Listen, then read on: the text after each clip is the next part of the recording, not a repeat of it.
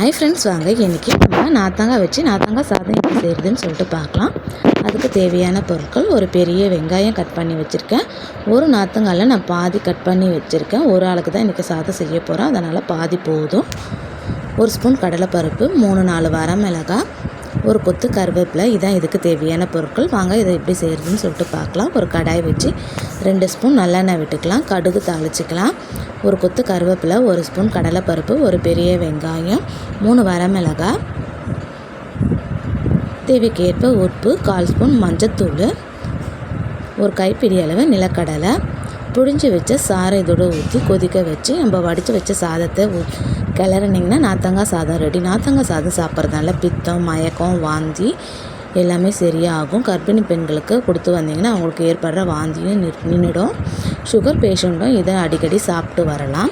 அடுத்தபடியாக நம்ம வாழைக்காய் பஜ்ஜி எப்படி செய்யறதுன்னு சொல்லிட்டு பார்க்கலாம்.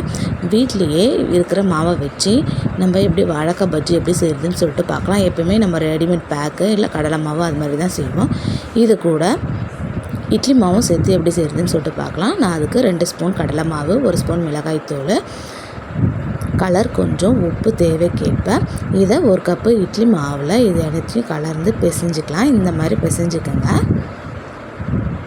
அப்பைக்கு அரைச்சி இட்லி மாவாக இருந்தாலும் சரி, புளிச்ச மாவாக இருந்தாலும் சரி, நல்லா சூப்பராக வரும். இந்த மாதிரி வாழைக்காவை எடுத்து 2 பக்கமும் திரட்டி காய வச்சு எண்ணெயில் போட்டு எடுத்திங்கன்னா நல்லா சூப்பராக புஃப்னு சூப்பரான வாழைக்காய் பஜ்ஜி ரெடி. இந்த மாதிரி ஈவினிங் டைமில் பசங்களுக்கு செஞ்சு கொடுங்க, நல்லா விரும்பி சாப்பிடுவாங்க. பாருங்கள், எல்லாம் நல்லா கடையில் விற்கிற மாதிரியே எவ்வளோ பஃபியாக இருக்குதுன்னு சொல்லிட்டு. இந்த வீடியோ பிடிச்சிருக்கோன்னு சொல்லிட்டு நம்புகிறேன். பிடிச்சிருந்தால் லைக் பண்ணுங்கள், ஷேர் பண்ணுங்கள், கமெண்ட் பண்ணுங்கள், சப்ஸ்கிரைப் பண்ணுங்கள்.